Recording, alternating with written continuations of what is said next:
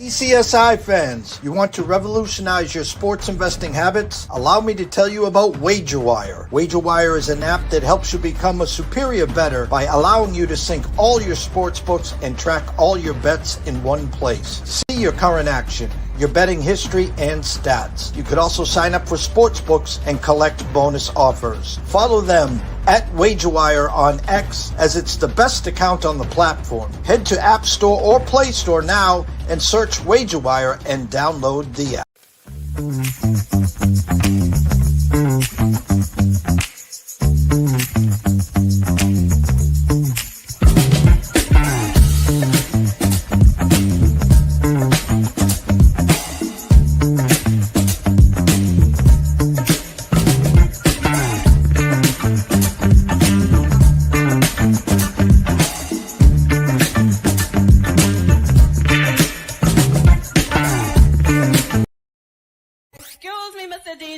Check this out. We got a great show coming your way. From the ECSI Sports Studios, the #1 sports information program in America, the Breakfast Bankroll, with your host, the sports broker, Jeff Dawson.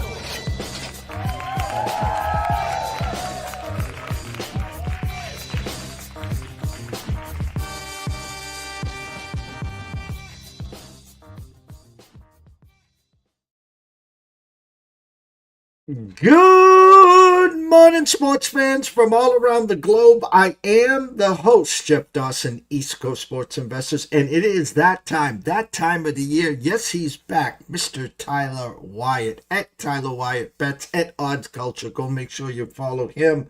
Good friend and colleague, professional poker player, professional sports, I call it investor.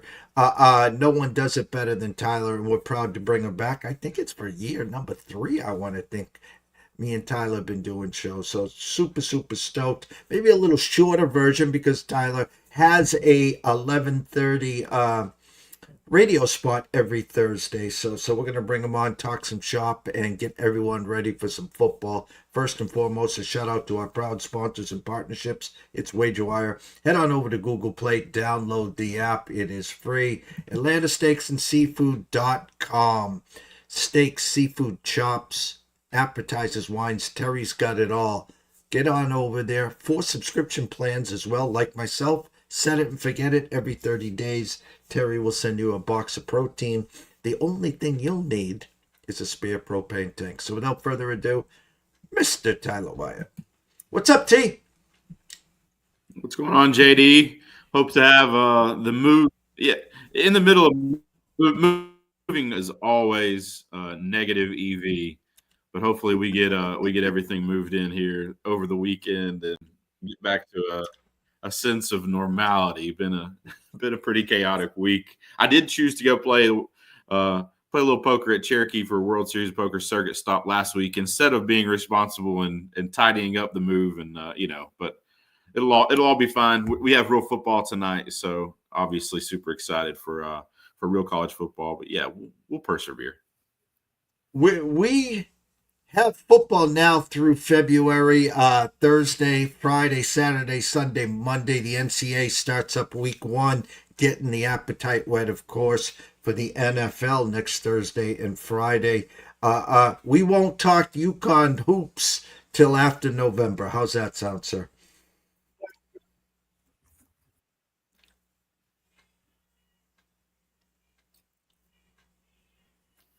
Did I lose you, sir? Oh, there you are. I kind of said tongue in cheek, we won't talk UConn hoops till November 1st. How's that sound?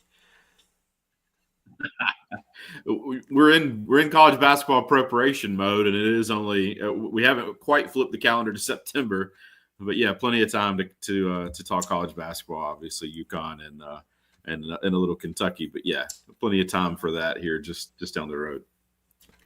My headliner, will the Big Ten take down this year's NCAA championship again? 2 huge games this weekend, Tyler. Ohio State hosting Texas. I think if you shop around, Ohio State -2.5. big implications because one of those teams is going to start 0-1, can only afford one more hiccup to get into the top 12, obviously, in December and January. And then the marquee game, Clemson and LSU, two potential Heisman trophies with Cade Klubnik and, of course, Mr. Nussmeier. A lot of people feel Brian Kelly might be on the hot seat. Slow starter in his career here. I thought I'd add a little purple LSU in our background here. The two headline games. What jumps out most for you, Tyler? Yeah, well, our number is pretty substantially off of market right now. Circa 1.5 right now, and 48. They have Ohio State favored. Our number on that game is actually 5.4. So it's a pretty big play for us. We're back in Ohio State at home. Obviously, the hype with Texas, Arch Manning, given the football full time now. It's a Texas defense that's been really, really good. It's an Ohio State team that's been up and down. A lot of really good things, though, I think, in the last couple of years. But yeah, we're about a field goal over where that number has traded most of the offseason since we got an opener there in May. There hasn't been a ton of movement here recently once we got to 1.5, and I don't think that will change. I think that number we'll see it kick off there on Saturday. But we're big buyers on Ohio State. I thought that number was off. I thought it needed to be at least a field goal. Feel like that was a more comfortable number. So we were very happy. Pretty in line with where Circa has it. They had 48. Our number 49.8. So no play for us on the total. But yeah, we're big buyers in Ohio State in the opener. I think that number was off. At least 2 points. And what about Texas? What about LSU and Clemson? Been sticking right around that 4-ish number. I know. I'm not saying the pros versus Joes here. I think this is Clemson's best team in a while. Dabo's been waiting for a quarterback. He's got a quarterback. We know what they have on the defensive side. A lot of points, in my eyes, just reading the market, Tyler, almost enticing you to try to take an LSU team here. Here is the mighty SEC versus the ACC. Yeah, circa 3.5, 57.5. Our total's dead on where they have it. We have 57.9. I have 1.4 though in the game, so we did play LSU. I don't like subjectively, I don't like where the model has the number. I like Clemson. I think Klubnik. I saw him in action at the Orange Bowl against Tennessee. I guess that was a full season and a half ago, and the progress that he's made incrementally has been fantastic. I think he takes another step forward this year. And I think, in the 2026 NFL draft, he's a guy that could rise up some draft boards. He's a kid that's grown a lot mentally, physically. He's put on a lot of weight. Looks really, really good right now throwing the football. Another year in that system. Dabo, obviously, pretty brilliant offensive-minded coach. It's a Clemson team that's always going to have success recruiting, maybe not through the portal. That's what Dabo tends to avoid. But, yeah, this is a Clemson team, I think, with their best chance in the last couple of years to get back, into the national championship conversation. But that squarely sits on where Klubnik's success is. I do expect him to be fine. It's just an LSU team that I really, really like. I'm pretty high on LSU, and they're a team that's creeped up in our power rating. They come in right now at 11th, Clemson 12th, so they're just ahead of Clemson in our power rating. Thus, the reason we have Clemson just over a pick. But I was a buyer in LSU at 3.5. I think the half there is a huge number. Wouldn't surprise me at all if this lands on 3. So pretty happy to take 3.5 in LSU there. But this is, turnovers. I think it's pretty easy to go back and say, well, the team that wins the turnover battle wins the game. This is, I think, paramount. I think that whoever wins the turnover battle in this game wins the game. But I do think it's going to be a close game late into the fourth quarter. Wouldn't surprise me at all if this is, team that scores last wins the game. I don't know that this is a game that we see anyone with a double-digit lead. I think this one's played, like a ping pong or tennis match back and forth, and then we see I do think Clemson, I like the number at 3.5. I hate to say a team wins and another team covers when you're talking about a number that's as low as 3, but I do think we very likely see that. I think this is an LSU team that covers, but Clemson figures out a way to come back and get a win. But happy to take LSU in the 3.5 there. LSU definitely live to win the game. But yeah, I thought 3.5 was a little heavy on the opener. Those two marquee games that I'm talking about, again, I'm just trying to, Notre Dame last year wins at Texas A&M and then loses as 28.5-point favorites to Northern Illinois. Every game after that was a playoff game for them because they weren't going to probably get in with 2 losses. All those 4 teams, Texas, Ohio State, Clemson, LSU, they can afford one more loss because 2 of those teams are going to leave here 0-1. Any sense of urgency? We know the hype with Texas, and Archie Manning's already made it clear, hey guys, I ain't going anywhere. I'll be here next year. I'll believe it when I see it if the Saints get the number 1 pick there, by the way. At LSU, ACC, if Clemson happens to lose the first game, I mean, I'm not fearing of North Carolina. There's a lot of hype on Louisville this year. Of course, you got Florida State and a few others. Is there one team in your mind with these 4 teams that kind of sort of really needs to get off the to a 1-0 start here, Tyler? You could make a pretty strong case for Clemson. They go to Georgia Tech in their 3rd game. They have a game with Troy after LSU, but then they go 3 of 4 on the road with Syracuse sandwiched in between there. So they start. They don't have an off week until after the Syracuse game, but they go LSU. They lose that one. Troy, they're going to be a double-digit favorite. At Georgia Tech, though, will be a tough game. Georgia Tech, obviously a tough opener against Colorado. That number opened Colorado a favorite, flipped pretty quick, and now Georgia Tech, around a 3.5 or 4-point favorite. That's a Georgia Tech team at home. Had Georgia dead to rights last year. Clemson needs to obviously, if you lose to an LSU team, the confidence level going to Georgia Tech, there would be a lot of questions there. That would feel like a must win. But then you have a Syracuse team that has some weapons and some, guys on offense that can do some things. Then they have at North Carolina, at Boston College. Boston College, it's a team that's kind of in rebuild mode year in and year out. It's a North Carolina team, that is going to be a case study this year, obviously, with Bill Belichick. I don't want to say that you overlook a guy like when you won as many Super Bowls as Bill Belichick, you can never overlook that. So this is a team that if they lose to LSU, I think Clemson is the one of those 4 that would be on, in that boat that Notre Dame was in. That every game from here on out is going to be a must win. I think a 10-2 Clemson team still finds a way to get into the playoff. It would just be an uncomfortable situation to be in. But you're talking about at Georgia Tech in game 3, Syracuse at home before a road trip after an off week to North Carolina there. But the schedule there, you have SMU and Duke both at home. Florida State is at home. And then you go to Louisville and South Carolina there to end 2 of the last 3. So this is a team that can't afford, if they were to lose to LSU, they're probably a favorite to end up 9-3. 10-2 still obviously on the table, but this is a team I think if they lose the first one, it's going to be really, really hard to not lose 2 coming down the stretch. They win that first one, obviously, they're in a pretty good position, but their schedule is pretty tough. Obviously, Texas, as I am in SEC country, so I hear that, but Texas's schedule of this season,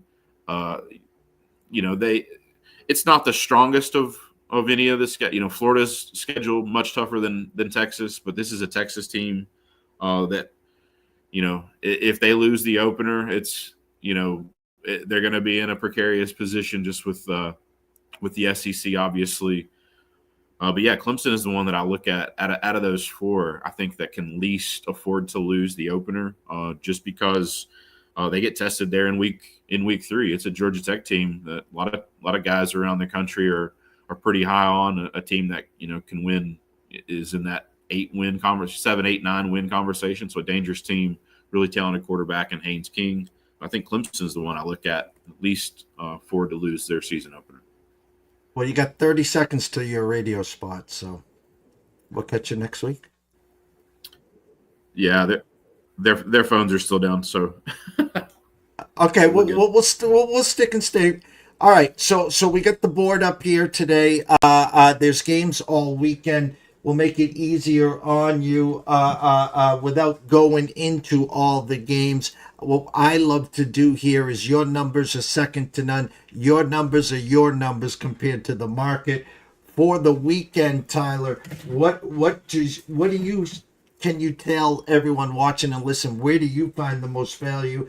I know you already talked about the Ohio State game, but what do you see Thursday through Monday here?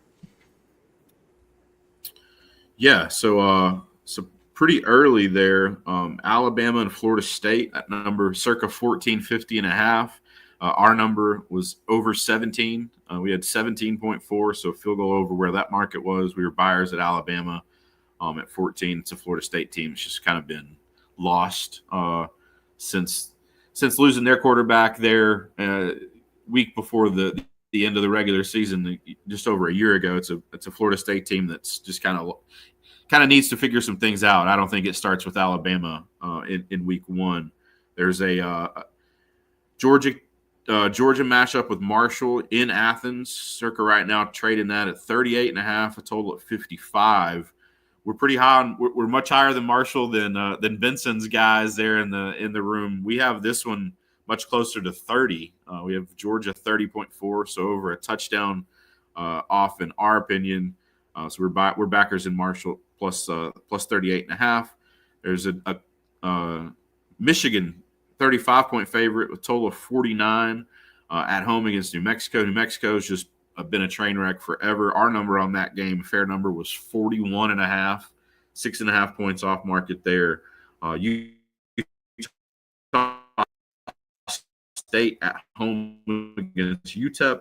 Benson and the boys have that one 6.5 and 60.5. Our total on that one, the Utah State UTEP game, and then Utah and UCLA, an interesting game, at least in where I'm currently located in Knoxville. The transfer of Nico Iamaleava going back to UCLA and his roots in California. It's a Utah team that's really talented. That number 5.5 and 52 at circa.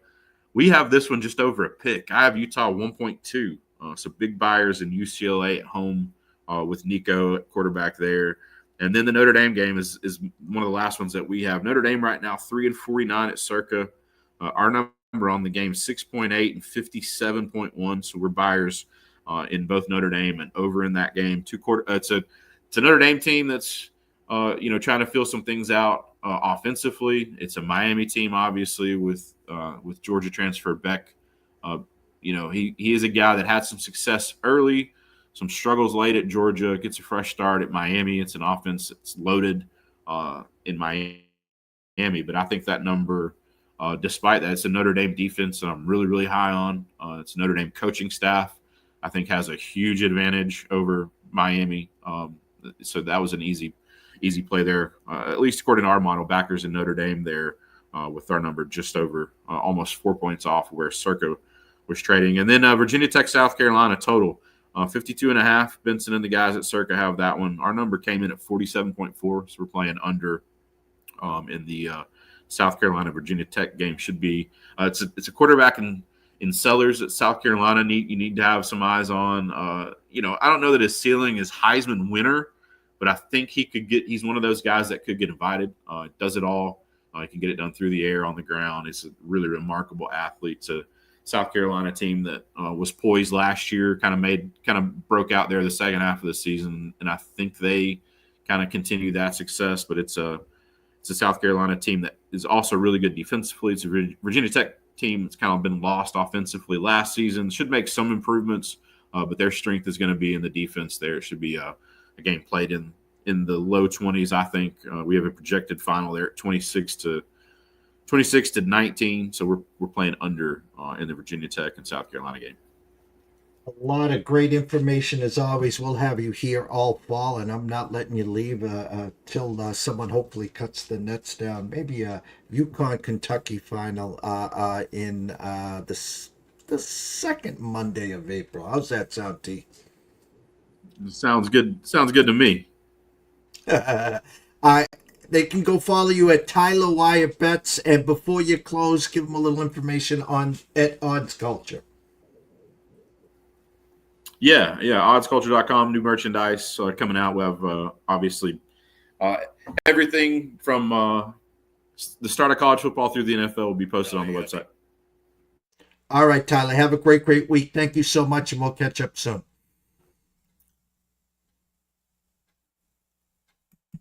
Tyler Wyatt, go follow him at Tyler Wyatt Bets at Odds Culture, one of the best in the business. His number's second to none. Quick commercial break.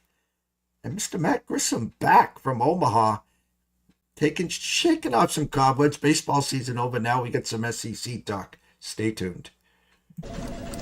Jared, hey, we're gonna need you to tone it down with the Summer Friday thing, okay? What are you talking about? Well, for one, it's not summer anymore. Oh, really? Coconut. Also, who is this? I'm the caddy. Oh, he's my intern. Sorry, intern. I'm his intern. Yeah, he's doing a great job. No golfing in the office, okay? Summer Fridays are over. You can keep the Hawaiian shirt, but the rest of the stuff, all right? Are you grilling? Oh, yeah. Did you want a burger or a hot dog? No, grilling in the office. That's a good point. We should take this outside. No, that don't. You put that right back down. Yo, it's all in the hips. Oh, dude, come on, we gotta go. Let's go.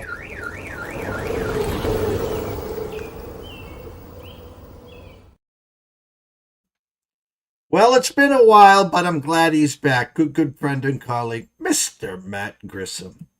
What's up, Matt? Morning, Jeffrey. Glad to be back. Talk a little football, a little change of pace here from college baseball. But glad the season has finally started. Last week was just kind of an appetizer, so I feel like we're getting the main course this weekend. We're back. Again, baseball is over. We're going full-fledged once a week here with yourself and Q when available. A little SEC roundtable. I don't want to say the tide has turned. It's been a while since Alabama has been to the forefront of the SEC. You add Texas. Of course, we got Georgia, LSU. There's a lot of talk with a sleeper here and there. 12 teams. How many from the SEC make it 4 and 5? A quick overview, Matt, what you see this year from the SEC. I think you're seeing a lot more parity. The guy, Nick Saban, finally retired, and I think Alabama kind of came back down to earth. Kirby Smart, he's still probably the best coach in the SEC, but you've got Sark, you've got DeBoer, you've got some other guys, Lane Kiffin. There's a lot of great coaches out there. I actually think, though, right now, the Big 10 is probably leading the way in, I think, the most consistently winning coaches there, as much as I hate to say it, with Ryan Day and Ohio State and him kind of inheriting a start on third base, so to say. But James Franklin, I'm really high on this Penn State team this year. Can he get the big one, though? Going back to the SEC, though, Josh Heupel, I think what he did with Tennessee last year, I don't know if they can replicate that with Joey Aguilar this year. South Carolina could be sneaky. It's kind of crazy, though, because I feel like, just 3 or 4 years ago, every year seemed like it was Alabama, Georgia. And then now it may be Ohio State and who? I mean, Ohio State, Penn State, Ohio State, Michigan, Ohio State, maybe Georgia, maybe Texas. I just feel like once Saban retired and Alabama kind of came back down to earth, we got a lot more parity across college football together. And I think that spills over into this season as well.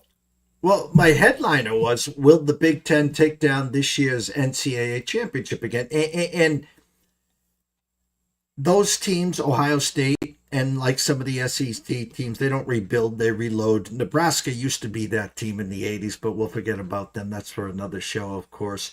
But it's kind of funny, as we were talking with Tyler before you came on, the fact of the matter is, with Texas and Ohio State, with LSU at Clemson, I'm not going to. Alabama's going to win. Let's just get that straight. So I'm not worried about them. Georgia's going to win this week. But my point to you is, there's a potential where the SEC, two of the bigger horses, could start the year 0-1 each. Is Alabama going to win? Because I took Florida State plus 14. Well, Tyler says his number was 17. I'm not running to the window. The most heaviest bet team this weekend is Alabama. So you're, of course, on at least the sharper side, the old pros versus Joes here. Well, I think so. Mike Norvell, and he hired Gus Malzahn as his OC. So they've kind of flipped from where they were, because Norvell was a wide receivers coach for Malzahn, I think, all the way from Tulsa, maybe, when they were on staff together, and maybe he moved over. Anyways, they're both Arkansas guys. Malzahn, high school coach in Springdale. Norvell, wide receiver at UCA, my alma mater. I like Norvell. I think last year they really struggled with the quarterback position. I don't think DJU was the answer. I think this year with, Castellanos, I think he could be the real deal. Plus, you've got the factor of Gus Malzahn now. He knows how to beat Alabama. I wouldn't be surprised if they attack, which I say that and then say this Alabama team is not one that he has faced before with DeBoer. But I think Florida State bounces back pretty well from an abysmal season last year. When I first saw the line, I thought, okay, this may be right. But then, are we really going to be surprised if the quarterback for Alabama struggles a little bit in his first start? Like, we've got a guy with a lot of experience who has played in multiple jerseys now. He's played multiple games. And then you've got Ty Simpson, who is making his first career start against Florida State, who's coming into the season pissed off, trying to get last year's terrible season out of their mouth. I wouldn't be surprised. I'll be on Florida State for the 14 for the full game, but I think this is an under game, and unders typically will favor the underdog as well. So I would look at the first half in that one. So I actually think Florida State's a live dog to win outright, though. You're muted right now. I'm assuming by the gesture, sprinkle some on the money line. Absolutely. Especially like live in bet type situation too, because we've seen Norvell and DeBoer's offenses both be able to score quickly. So I wouldn't be surprised if Alabama does come out of the gates and score, goes up 7-0, and you can get plus 18.5, plus 20 with Florida State. Live bet that, because I do think this is a tight game. Well, it wouldn't be complete here. Let's give you the Arkansas report. We're a 42.5 point favorite against Alabama A&M. I've told everybody I know, if Arkansas doesn't hang 63 on this Alabama A&M team, I'm at a loss for the season. And I also joked that this is the first year in a long time that I hadn't gotten excited about college football. For whatever reason, the hangover of baseball wears off eventually around, mid-July. And that's when typically I start on my college football research. But here it was, middle of July, not really excited. Didn't pick up my Phil Steele guide till about the middle of August, about 2 weeks ago, and really kind of dove into it. And I was like, all right, I'll get excited about it again. I started watching some clips of Sam Pittman and Bobby Petrino talking. Got a little more excited about Arkansas. I do think they're going to surprise some people. I was out at Circa last weekend, and Circa had the Rogue 5 even for season win total for Arkansas. Looking at their season, I think 5-7 is the floor. I think 7-5 is the ceiling. I think 6-6 is reasonable. So you look at 5.5 across the board. I think you can actually get plus money on over 5.5 if you can tie up some money.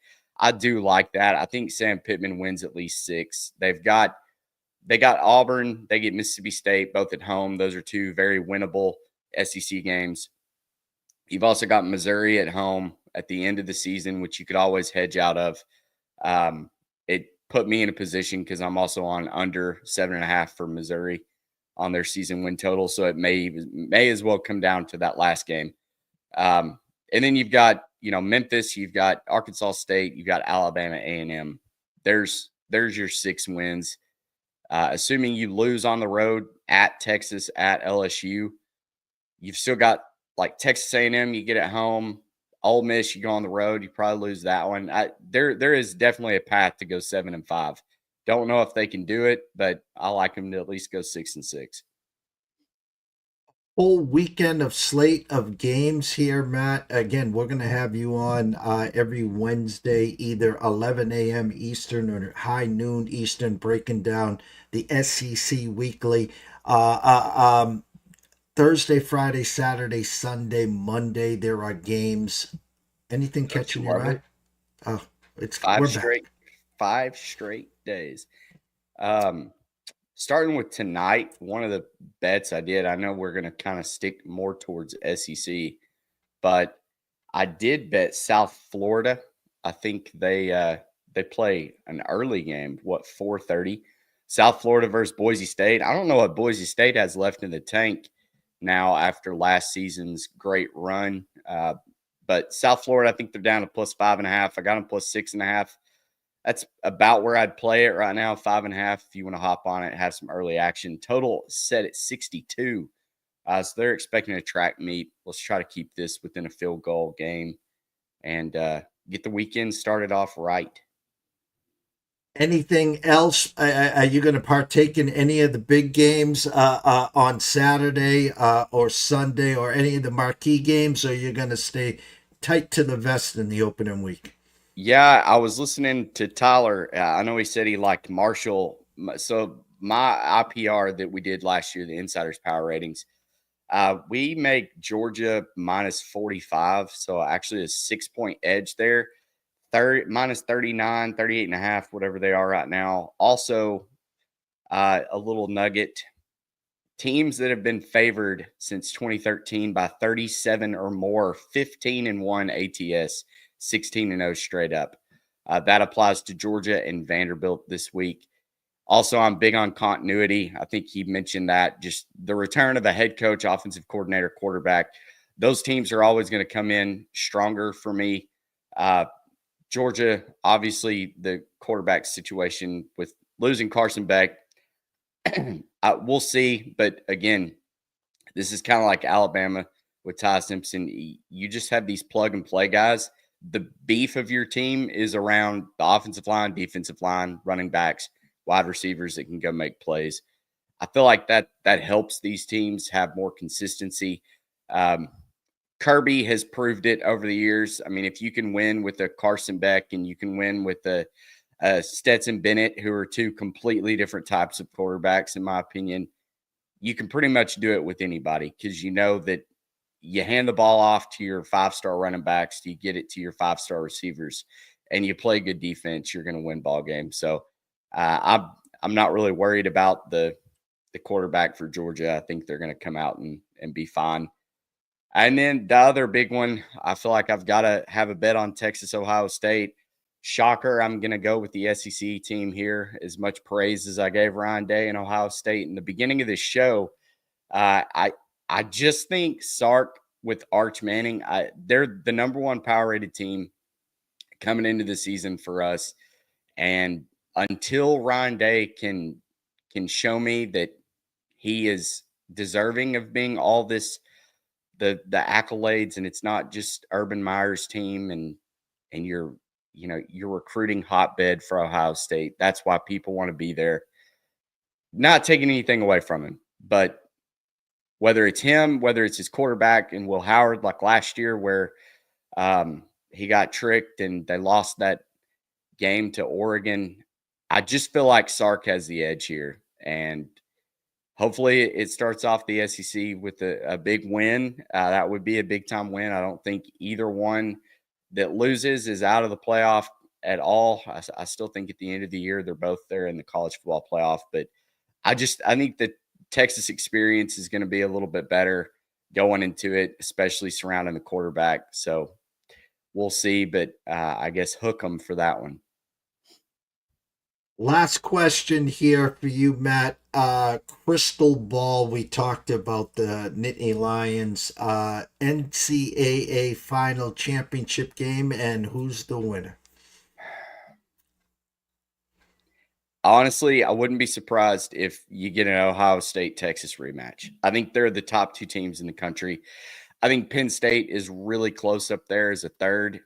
But until James Franklin shows me that he can beat Ohio State, I can't buy into him. I love Drew Aller. I think they're going to have a really good team, but it's going to come down to that game. And I just don't think they can do it. So I'm going to say flip a coin, Texas, Ohio State. Whoever loses the game this weekend probably wins it in the national championship. Everyone knows, of course, they can follow you on X, on Grissom on X, and there we go.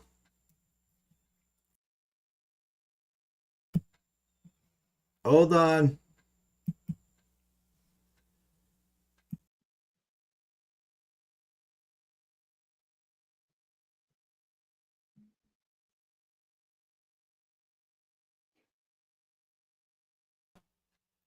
Love those power surges, Matt. You got me?